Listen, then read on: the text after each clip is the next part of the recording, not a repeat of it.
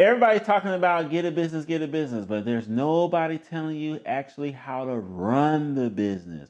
Stay tuned for the rest of this video, and I'm going to tell you all the secret sauce about how to actually run your business, no matter what type of business entity you have. Let's get into it. Let's go.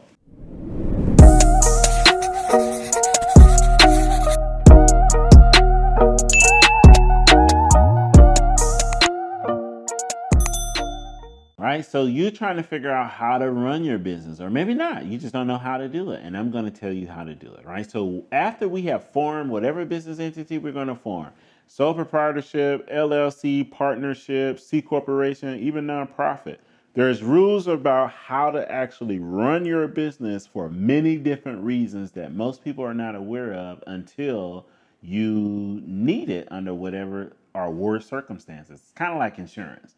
You know you need it, but you don't want to pay for it. But then as soon as somebody pass away, you don't have the money for the funeral and you're not leaving nothing behind. Right? So this is how we're going to avoid that by getting insurance. We're going to call this our business insurance protection. What you need to do is actually protect what's called the corporate veil of the business. What that means is we need to run the business to make sure that we're doing everything that we're supposed to do, from how to do it to documentation, so that no matter what may comes up, the IRS, an individual, a lawsuit, a creditor, that your business is well protected and is running like an oiled machine. All right, so this is a time where you get the time to work on your business and in your business for that matter. You want to make sure that you have operating agreements, articles of organizations and corporations, and bylaws depending on the structure. If you have a sole proprietor, a LLC, a multi-member LLC, or partnership per se, these are the following documents that you're going to need to have. You're going to need the EIN paperwork, your state paperwork to say that you actually formed the business, which spits out the articles of organization, and then you need your operating agreement. In your operating agreement, it tells you how to actually run the business. Now, as an LLC, you do not have to have annual meetings, but they are very much so highly recommended so that you can start the formalities of running the business, right? Because it could be the key differentiator to say, to protect you and your business asset in case of anything. It could be the one thing that's the determining factor, like, hey, this is a lockdown corporation, and we won't be able to pierce it. We won't be able to get any money out here. They do their annual meetings. They file their periodic table or annual business filings with the state annually, and you keep it up. It's never been lapsed, right? And we keep it current.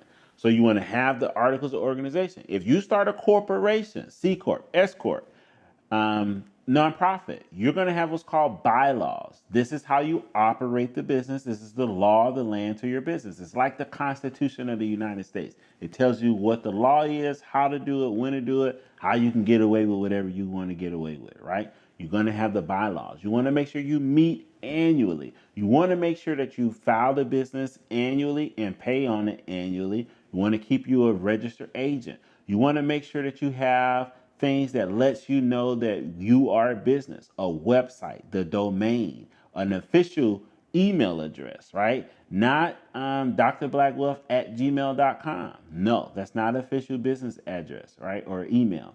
You want to make sure that you go with G Suites or GoDaddy to get you a domain so that you can have an official email address with Google or Microsoft or whoever you choose to use, right? Make sure you have a business phone number. Make sure you have the address that's separate from your home address. You want to get you a virtual office or PO box that's separate from your home address. That's the key things for funding as well. Because if I'm a lender and I'm looking into you, I want to make sure you're a real business. I want to make sure you have profits that's going to allow me to issue money so I know that you're going to pay me back. You want to make sure you do bookkeeping. Why is bookkeeping so vital? As a business owner, you always got to know your numbers. At random, I should be able to say, hey, what's your numbers? What's your number? You should be able to say, listen, well, this year we're probably profiting about 20% more than last year. Last year we made about $80,000 in profit. This year we're on track to hit about $100,000 in profit. Could be more depending on how the year is. Right now it's June. And so, I'm gonna get with my bookkeeper to see how we can move forward for the rest of the year and track the next half of the year. So you want to make sure you have a good bookkeeper. that also can turn into an accountant, that also could lead to what's called a chief financial officer. As each component of your business is growing, if you're doing a job, you want to make sure you documenting it with SOPs and procedures to replace yourself. So if I start off my business and I'm the bookkeeper, I'm writing down everything it is related to how I do bookkeeping.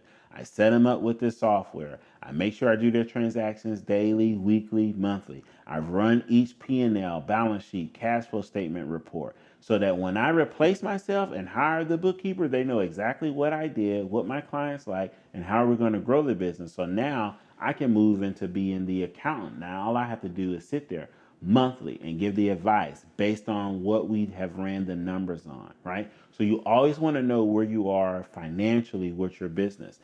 It's good to have good money habits, right? I find out that the phases of business of ownership is people go into business and they just go.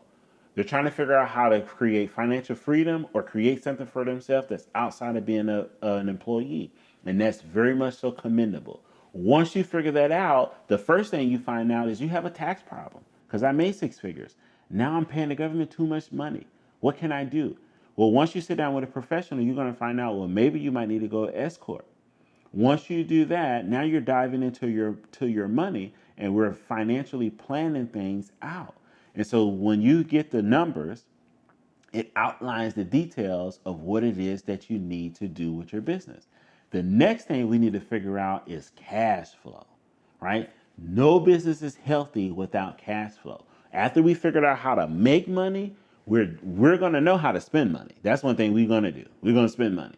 The next thing we need to figure out is how to be cash flow, right? So when I make money and I spend money, I need to be 50, 70, 80, 100% cash flow. I need to make sure that I'm netting 5, 10, 15, 20, 30, 50, $100,000 a month, right? So that I know that in the event of anything, we have the cash to do it.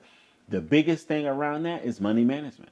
When I get money, a certain percentage go into a savings account. That could be a tax account, a profit account, a payroll account, and an expense account. Being able to target where your money goes will help you with every pitfall of business. That's just what it is. You just experienced COVID, right? Every phase that America has from a business operation, they go through different phases. It's the same thing with your business. You're going to be going through of an expansion phase where we're getting to the money. Then you're going to hit a phase where you kind of like plateau. We need to figure out how to get over that hump. You might hit a phase what might lead into what is a recession. And right now we're not selling as much. So do we have a reserve that can help us get through these hard times? And then we're going to be into a cash flow phase. And it repeats every time. I don't care how big your business is, how successful it is, how it starts off, or where it grows. Every business is going to go through one of those things. The best thing you can do is start now to plan through how to navigate yourself through every one of those phases of your business.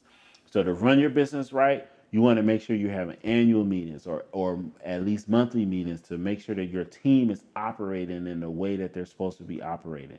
Any type of expenses you use on your business, you want to make sure you annotate, document, keep it in a file. So when your tax professional file your taxes, we have the proof and documentation to go along with whatever we put on these taxes. You want to make sure all spending plans is annotated in your annual meetings and by the minutes that you keep, or you want to update the operating agreement and the bylaws.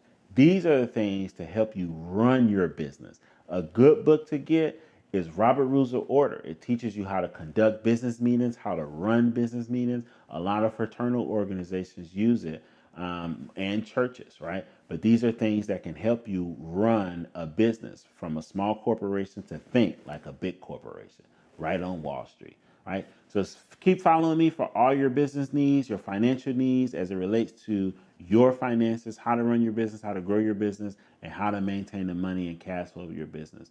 All right, I'm Dr. Blackwealth, and I'm out.